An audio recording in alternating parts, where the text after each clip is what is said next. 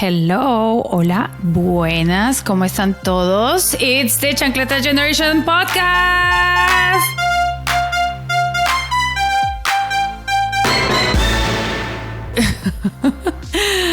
Hey everyone, this is Clemencia, and besides doing this magnificent podcast, I own Moira Studio, which is an advertising agency that speaks to Latinos in the U.S.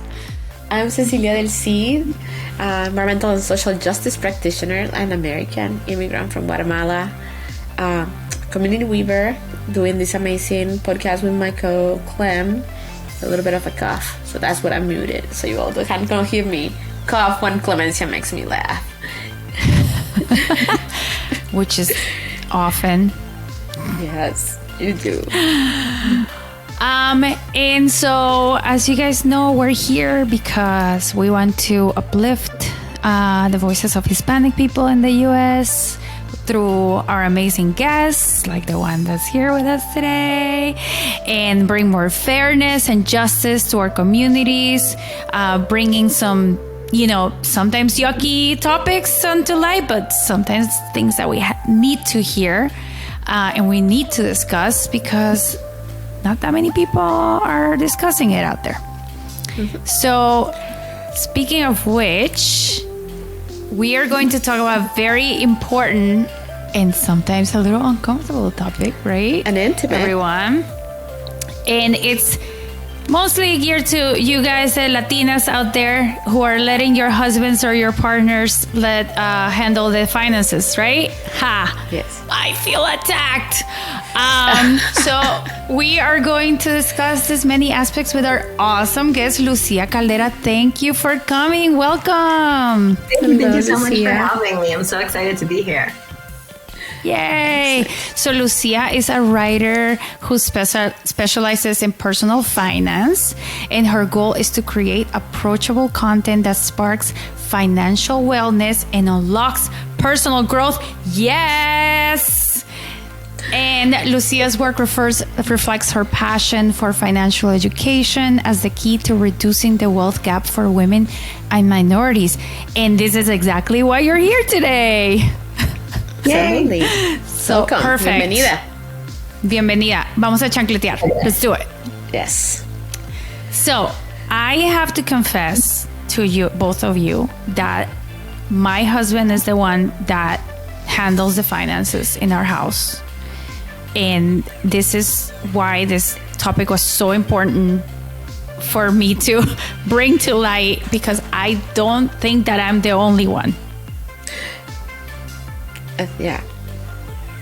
I have to confess that I am the one who manages my finances, and I don't think I could let go of my wallet. I'd be like, every time my husband's like, I can help, and I was like, no, I'll manage it. Thank you. I mean, the thing is, like, I don't even offer to help. I'm just like, all right, well, you got it. That's great. Don't have to deal with it. And, I mean, we have, like, this, like, semi-annual meetings or, like, in which I'm like, okay, show me the money. Where are we at? He's got all this, like, dashboards and things. And I'm like, okay, great. Doing good. But, it was... Like, for example, the first time that we bought a place, that when we bought our first house, I was terrified. And I was like, I don't want to buy a house. I'm terrified to go into debt. And he was like, no, but look, we can do this. And we like, blah, blah. He showed me an Excel and blah, blah. And then I was like, oh, okay. So it's like, I'm like, I feel absolutely embarrassed at like how little I look at the finances of our, for our house, and also how little I know about personal finance, and building wealth. And like, my husband is like a finance dude. So I'm like, well, you do the thing. I have other skills. Yeah, I have other skills that you don't have, and I will do them. And then you have this other, but I just don't think that that should work that way. Like, a financial knowledge should be something that everyone has. It's not like a skill that some people have. It's like, it's so essential. And so I will stop my rant there. Well, I have to confess that when my husband and I first got married, it was very similar to your situation. I was the financial expert and he just didn't really have anything to do with it. And I think a lot of people start one way or another. And eventually when things go wrong, you kind of find each other, like your better half, somewhere in the middle, right? Because somebody is about to make a mistake. Someone's bound to mess up. Someone's bound to like make a decision without asking the other person if they're the only ones in control. And so when those things start to happen, I think most couples finally like sit down and talk about it and find the right in between for them.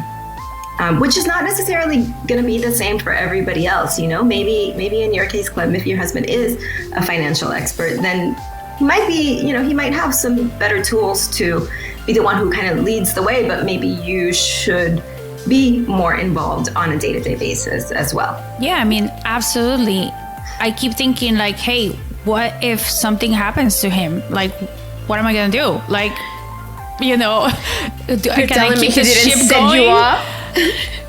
No, it's not about being set up, but it's like, can I keep doing that? Can I keep our investments going? Can I keep myself afloat? Like, you know what I mean? Like,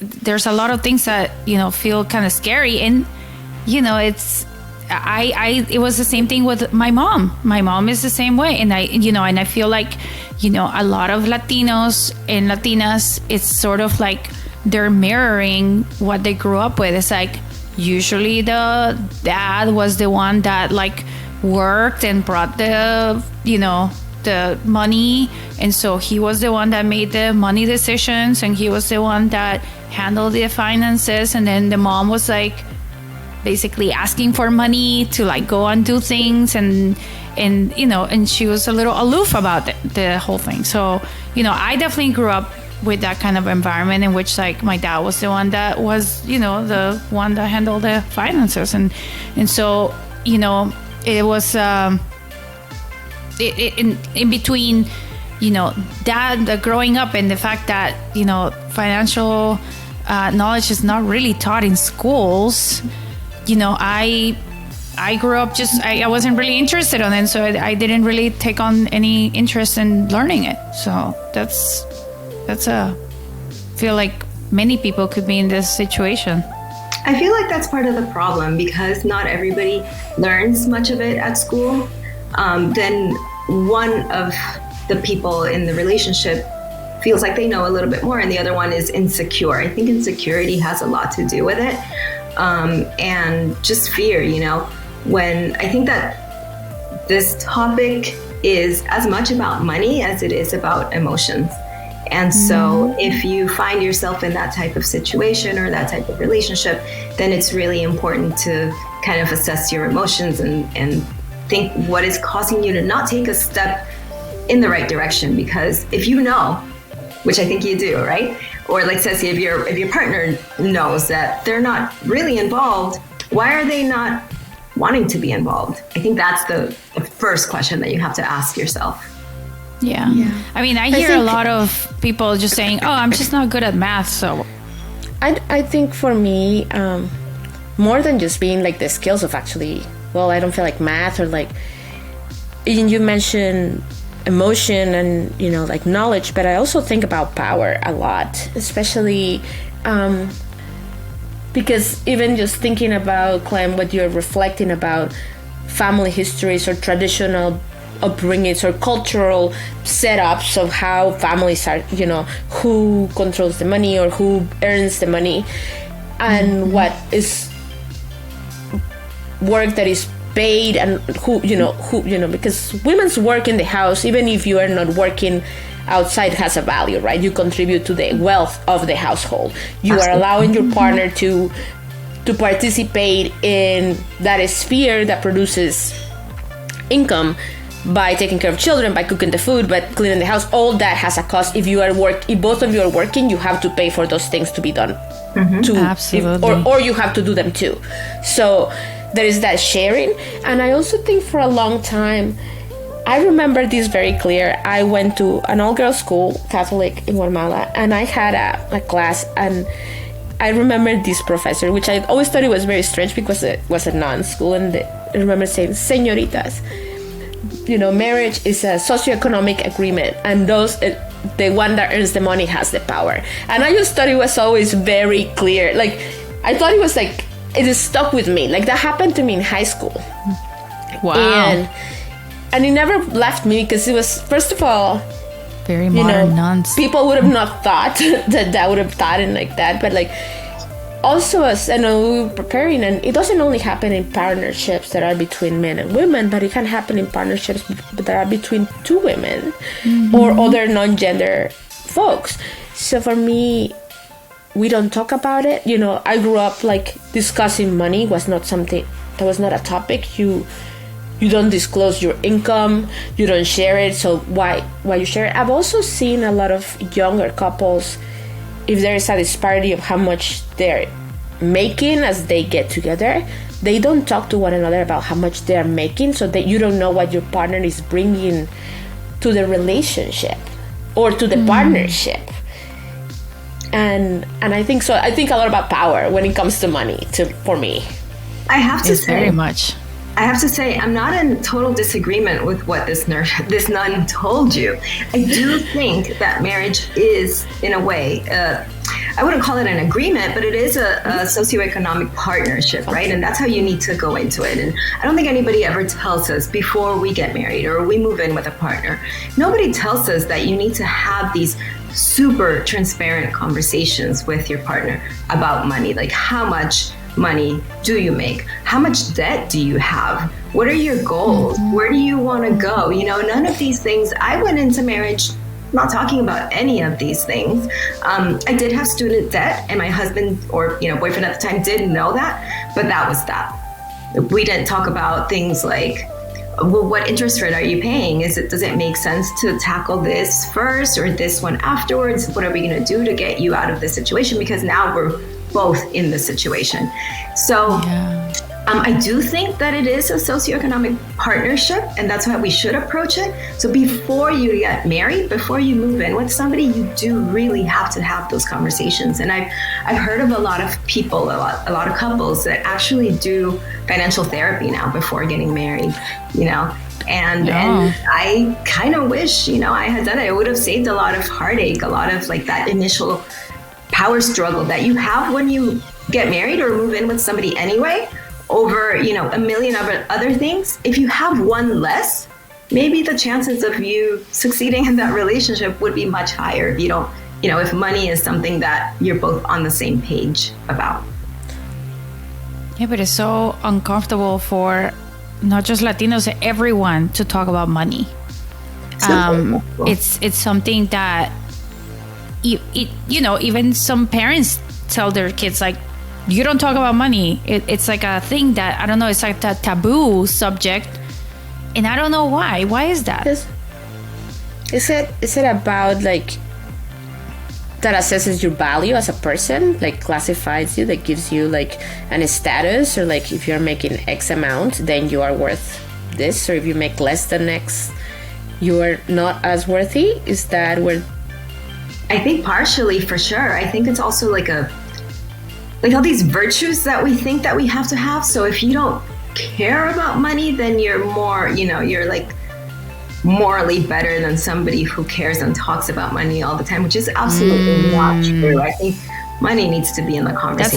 That's a very Catholic thing. Mm-hmm. Very Catholic, like, greed. Talk about money, then you're a greedy person. You're like interesados. Or like gold digger or whatever. and then when it comes to women in a relationship, and if you're trying to be that like righteous person, then a lot of times what ends up happening is also, well, I don't want to spend money on myself because I have my family and I have my kids, and they should come first. And that's another reason I think why a lot of times we just tend to avoid those conversations, or let somebody else handle the money, because that way I'm not the one who's like trying to be stingy about money or that sort of thing. I mean, when it comes to Latinas here in the US, many of them are the breadwinners. They're the ones sustaining a family. Yeah, They're the ones taking care of parents or brothers and sisters. And sometimes, and I've seen this, they just like take the paycheck and give it to somebody else in the family, and they're the ones that take care of the finances. So these women are not even aware of what is being done with the money that they bring to their house, which is alarming to say the least. It's alarming to say the least. But also it's very disempowering to these women, because they're just basically like an ATM.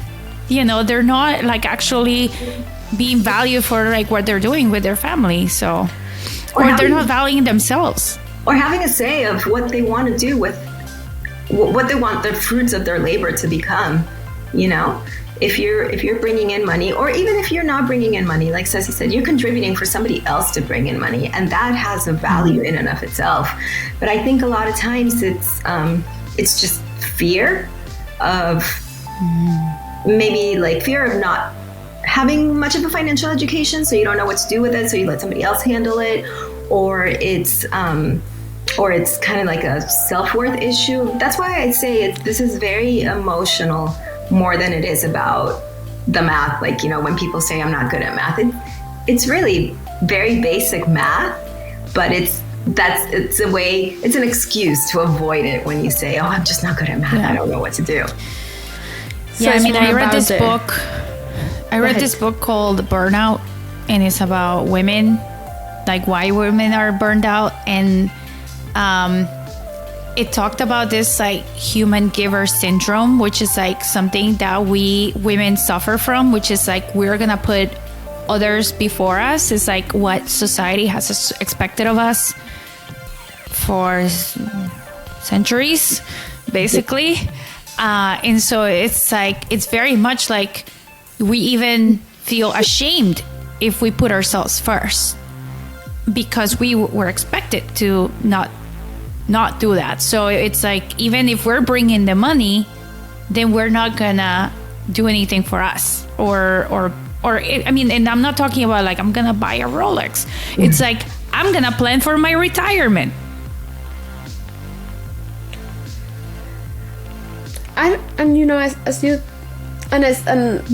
And I also feel like a lot of women, not just here in the United States, a lot of Latin American women back home or in our own home countries, even with the small resources, are great administrators. Like, they manage the finances. They are the ones who, like, even if a spouse is the one who says, hey, here's el gasto de la semana, like what if someone can stretch $1 or a quetzal or a peso, like those are those people who like run those households, right? So like it's a little bit of contradiction that we would not want to be involved. And I think for me, a lot has to do with the jobs available for women to do historically, has a lot to do with the roles in which certain groups of women are seen, like women of color have been in domestic or low wage or farm work or other works. Like, we know from other conversations, Clem, you and I have had, like, Latinas with bachelors in the United States earn the least amount, have the biggest wealth gap.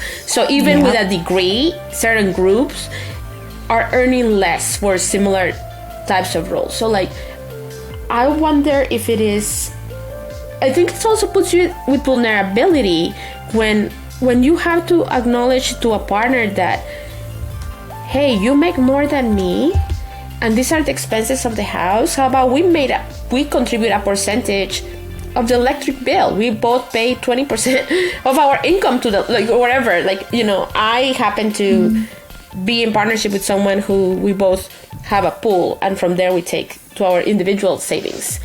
But that's not where we started. As you were saying, Lucia, at some point things were in sideways, and you're like, now we have to change directions. But like, we always pooled, because when we started our relationship, we were very young and we earned very little.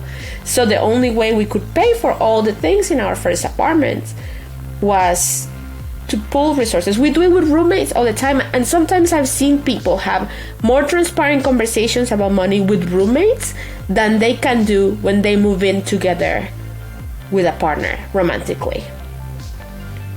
Well, I feel like it could be a fear, like a fear of having this person change the point of view about you, or fear of like the relationship changing. Like a roommate is someone that is like, okay, well, you don't get along with them, you'll move out. But it's like if you're romantically involved with someone, it's like it's this fear of like, oh, if we have, and the thing is like, I feel like most of the big discussions that relationships have are about money.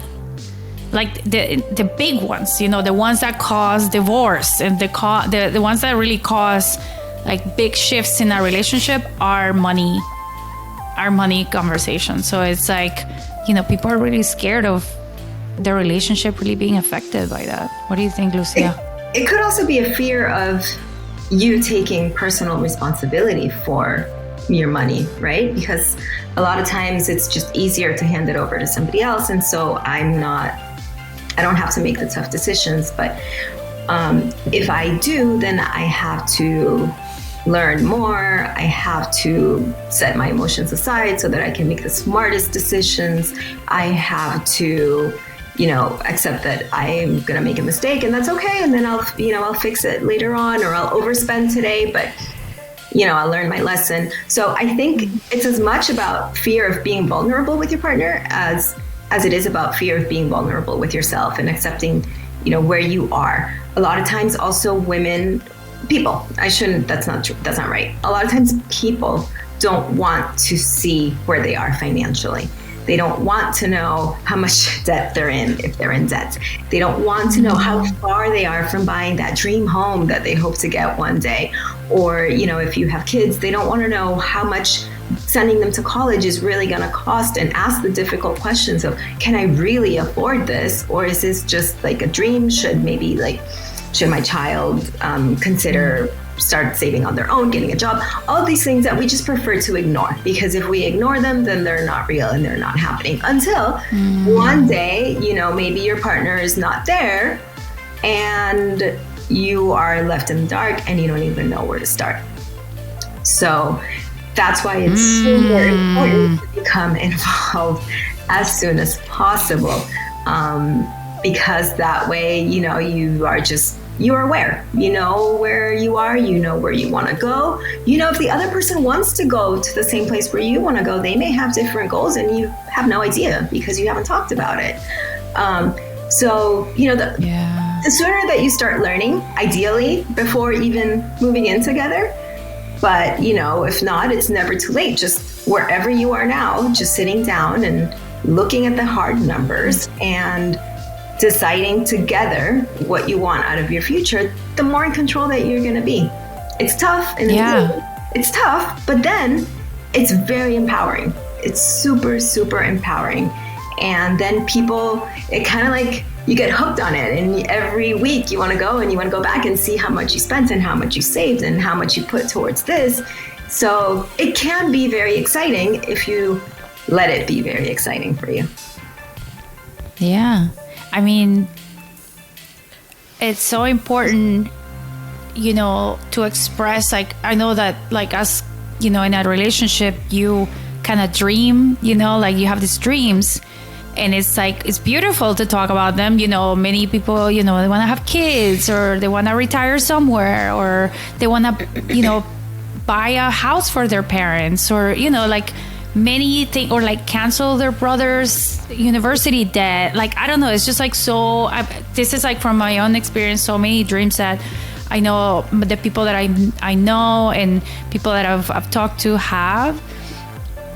And then it's so important to bring that down into reality and be like, okay, well, how do we do that? How do we get to take my parents on a cruise for their birthday, whatever. And it's kind of like, it's from small things to like, can we afford a second child? Like these kind of things, like bring them down from that dreamland into the real world and say, okay, let's see, can we actually do that? And like, think about like how much money you're gonna be, like how much money do you need to save every month to get to that? It's so important to really translate these goals into reality, but it's also really important for women and us Latinas to speak out and say, these are my goals. You know, these are my dreams. Let's see how we can bring them down into reality. I just want to say something, like, even not just dreams. I think I'm worried, like, I think most of the average person is concerned about paying their basic bills, rent, food, electricity. Like, forget about, like, paying someone else's debt or taking a vacation with parents or retirement. Like, retirement is really not in the radar of a lot of young people or young generations. We don't have a lot of pensions. Like, the systems have changed. Mm-hmm. I think a lot of the average worker is just thinking, how do I pay my bills in a way that doesn't feel like I am paycheck to paycheck? Mm-hmm. Exactly. And if you have these conversations, you know that you're both on the same page, and you establish your priorities, and you make whatever your goals are. They could be small, they could be huge, they could be huge for me, but small for you, right? It doesn't matter. It's all relevance. But whatever those goals are, honestly, they're not going to happen unless you make them happen. They can happen in your mind, but if you really want to make them a reality, you have to, like, sit down and make them happen. And so it could be your monthly budgeting. I want to, for example, pay off my credit card this month. And how am I going to do this? This is how much money I have coming in. This is how much other things we have to pay. Can I really afford it? Or am I going to disappoint myself at the end of the month and not be able to pay off my credit card?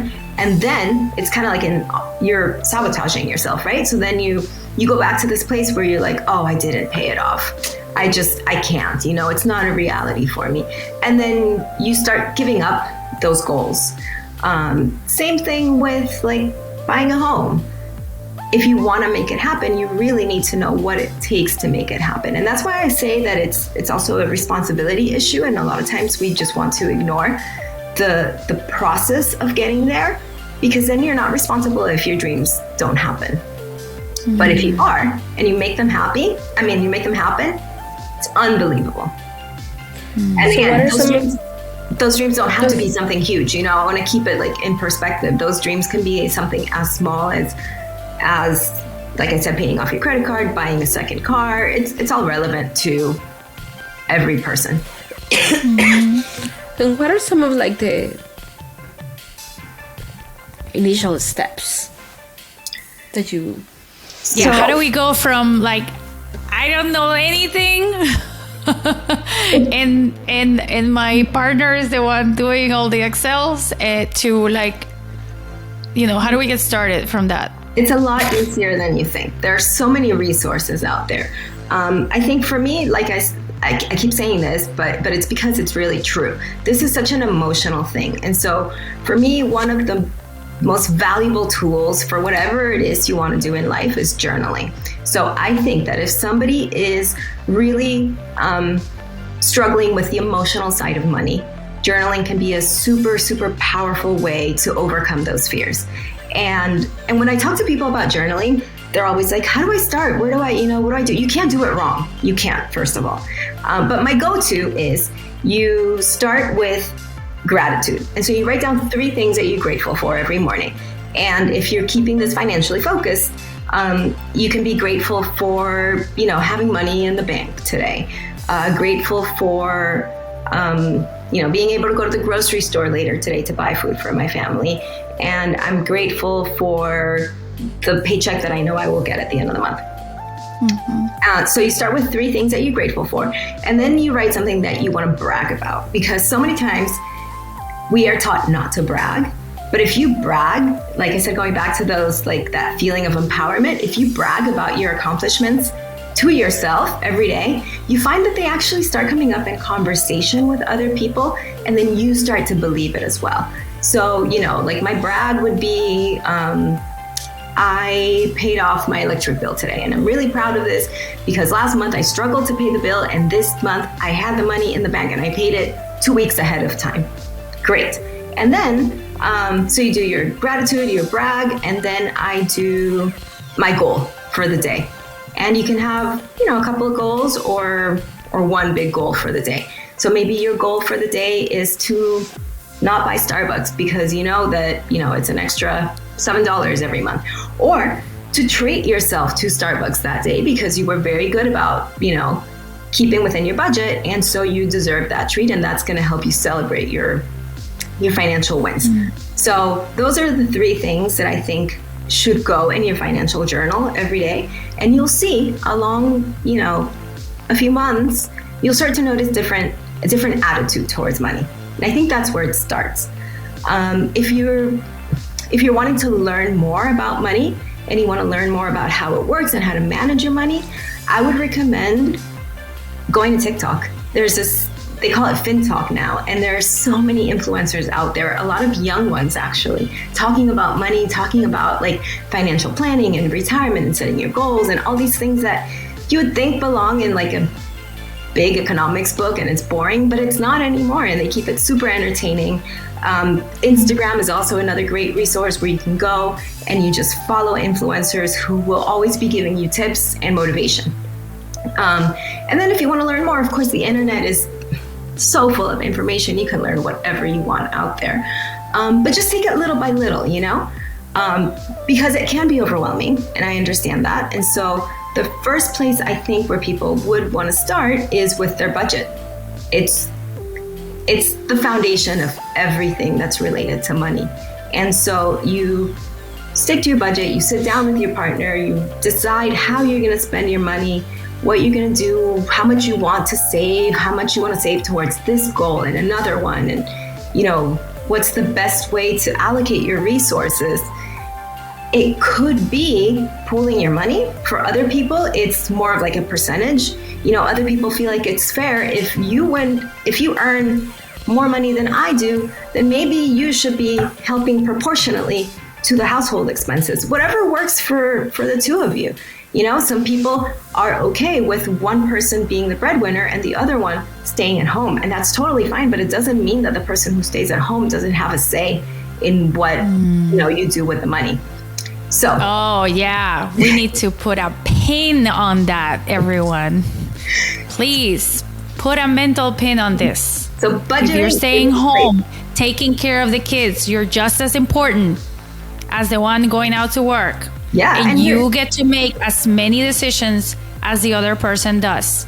And Please. you're saving your family so much money by, driving kids around places, cooking the meals at home so you don't have to buy food like at restaurants. So your partner doesn't have to buy lunch. You make them lunch to go to. All these things have so much value.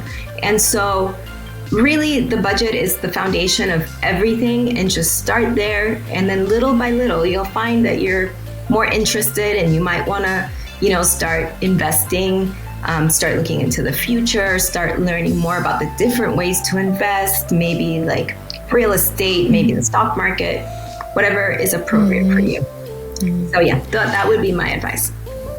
This is really good stuff. And I want to kind of like insert a little bit more on like all the things that you said. Like, for example, journaling. I found that writing, like physically writing with my hand on a notebook, is so much better than writing. I used to journal on a computer, and it's just such a different thing when you're actually writing it down. And I love what you said about the brags, because like I'm guilty of sometimes even like, if I need to come up with something like an achievement that I did, I'm like, I can't remember, or I don't know, probably nothing. And actually, having a journal in which maybe you have like a little section in the back, and you start like putting in like all the little achievements that you have done that year, and then you go back and read it, when you're feeling down, and then you go back and read that, and you're like, yeah, I did all that stuff.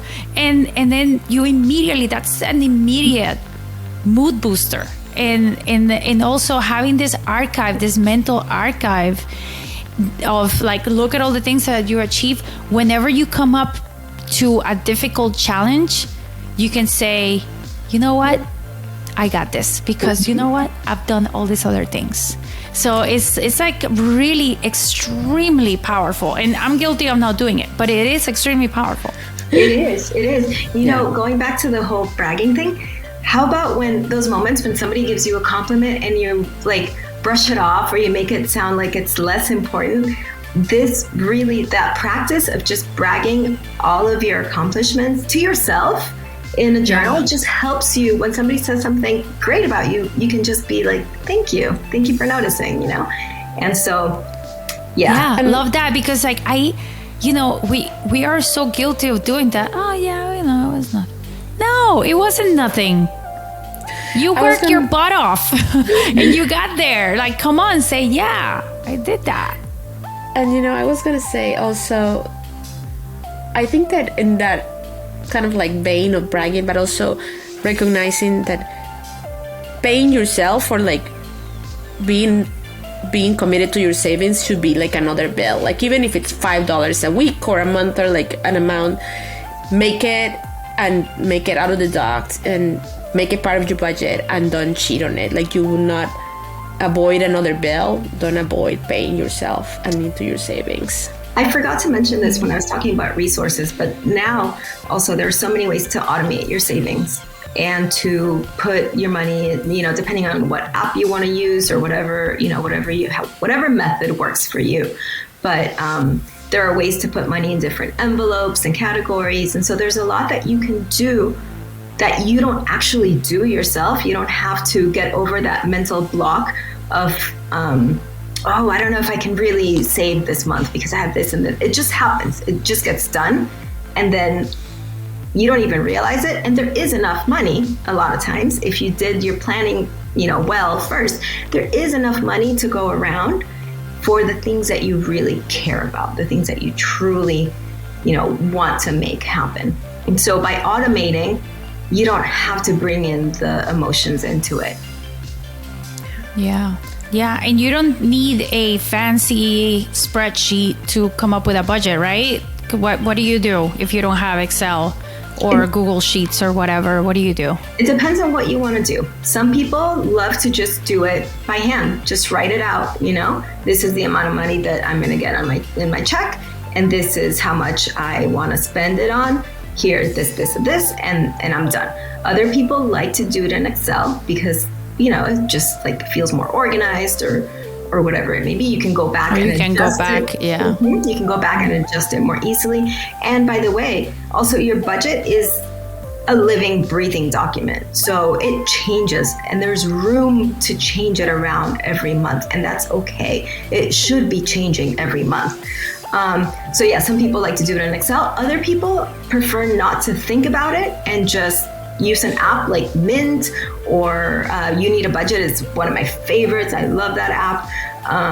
But yeah, so some people prefer to use that or like just go to their bank and automate several, you know, transactions type of thing to go to a different account.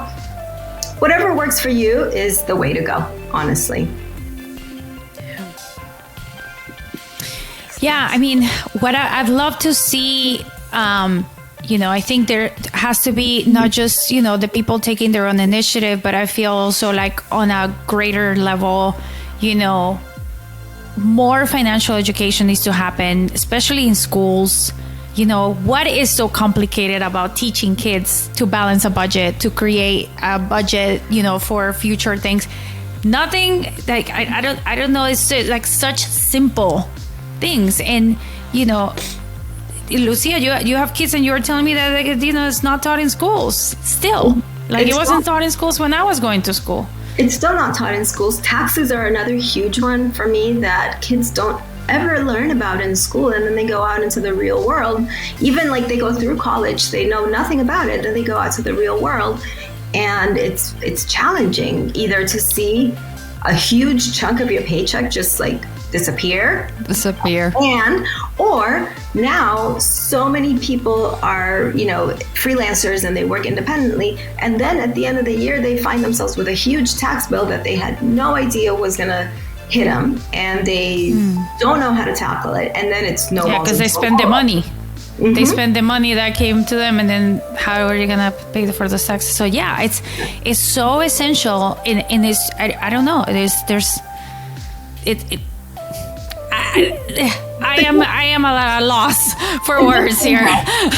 Please, school committee, whoever is like out there, if anybody's listening that like is close to any like school related things, please like bring it up. It's really important, and like our kids depend on it, and the future generation depends on it. You know, it's you're complaining about people living off of whatever. Well, teach the kids how to balance their budget. But I think that should become at home. Like, yes, a school should help teach it, but that initial conversation about how to manage your money should begin at home. It should not be passed along. Exactly. I agree, but you know, maybe the parents are not super knowledgeable, so you know, absolutely. It's, you know, you need to like put the little seed in the kids' minds of like, hey, this is important, and then maybe then they can create their own curiosity to go out and search for more information. Which brings me to the second point, which is there's not that much, you know, financial education out there in different languages, and you know that means that, you know, some people are being left out of like tax information, or like how to apply for a loan for a mortgage. You know things that are super basic. People are being kind of left out because they don't understand the language in which the information is in. Yes, that is a big issue. And again, honestly, I would say one of the best resources these days is just social media, because if schools are not teaching it, if the government is not making it happen, if the big financial institutions don't care enough about our communities to actually, you know, target them in their own language, these days it's okay, because there's so much out there that you can go and look for it yourself, and you can learn, and you can change your financial future. It's tough, yes. It takes a lot of work and effort and sacrifice, yes, but it's worth it. Yeah. And I think the first step really is like recognizing, hey, I don't know much about this, and being okay with it. There's no shame in it. And also, it's okay to ask for help about it. It's okay to reach out to your husband, partner, parents, friends, your friend that works in a bank or whatever, you know, or like your friend that's an accountant or whatever, and be like, hey, can we like sit down for a few hours and can you explain this to me? Like, I'll take you out for lunch, whatever, or like just out of the goodness of your heart. I'm sure that there's, you know, there's resources out there if you look for them. But the first step is to sort of admit it. Be like, hello, I am Clemencia Herrera, and I don't know anything about finances. A lot of like libraries and schools also have resources, community resources to help nonprofits. There's so much out there that, you know, if you are interested, there are mentors or, you know, maybe like retired individuals a lot of time who have the time and the availability to meet with you and help you. If you're starting your own business, for example, there are community resources that will gladly. The Chamber of Commerce has a lot of information for starting a business, for sure. Yeah, and for women, I think that there are a lot of nonprofits that are dedicated to helping women. I can't really think of any off the top of my head right now, unfortunately, but there are a lot, I think, that will that work toward women's financial empowerment, and where you can find mentorship and, you know, those role models that maybe a lot of times we just don't have in our lives for one reason or another. Yeah. If anyone is listening that's related to any nonprofits, please let us know about it. You know, DM us and we'll share on our social media. Absolutely. Because this is really important stuff, very important stuff. Yeah. All right. Well, that was a lot, but yeah, the time just flew. But yeah, that was really interesting and very enlightened. Thank you so much, Lucia. This was super, super helpful. Thank you so much for having me. Can I just say one last thing that I forgot? When I was talking about resources, and a lot of times people think that to start investing, you need a lot of money, but it's actually not true. So many apps out there today where you can start with very little money. You can use robo-advisors if you can't hire a financial advisor to help you invest. Robo-advisors are much more affordable. And, little by little, you start growing your money, and then maybe eventually you get to a point where you can hire a financial advisor to, create a more structured plan for you. But I didn't want to forget that, because I know a lot of times our automatic negative thoughts are like, oh, I don't have enough money, I can't do these things. So that's my last bit. Yes. No, that was very important. Well, thank you very much for all that insight. Thank you guys so much for having me. It was a pleasure. Yeah, I mean, there is so much, like you said, so much emotion tied up into this. It's not just investing 101. I mean, like we just said, there's so many resources out there about investing 101. It's actually, that's the second step. The first step is budget. I need to do this myself. I need to learn more. And I am worth it. I am worth it enough that I will find out more about this. I will make my goals a reality, because I'm gonna work on the actual nitty gritty of it. And also I'm worth it enough to know more. So that's the first step. And recognizing that it's okay at whatever age, income level, it's never too little, it's never too late. It's important. Girls out there, Latinas, my peeps, let's do this. Yes. And I'm gonna keep myself accountable. I'm gonna let you guys know that I'm gonna do it too. and I'll let you know how it goes. I have to say, there is nothing better than being debt free and to feel like it's not something you have to worry about when there's so many other things that you can spend your time doing. So it's for peace of mind. Yeah. For peace of mind. And with that, we're gonna wrap it up. Thank you so much, Lucia. And we if we find more resources, we'll definitely share them on our social media, which is at Chancleta Generation. And we're on Instagram, Twitter, TikTok. We'll share all that stuff out there. And if you like this podcast and any of the other ones, let us know. Give us a review. Share it with your friends. If you have a Latina out there that el guante le cabía, in what you just heard, if the glove fits for you or for someone send the podcast to them. If you hear them going, I don't know, I'm just not good at math, send them the episode. And then we'll talk. And let me know how it goes. Absolutely. All right. Well, thank you both very much. Thank you, guys. Thank you, guys. Bye. Adiós, mi Clem. Nos vemos pronto. Querida. Chao, chao.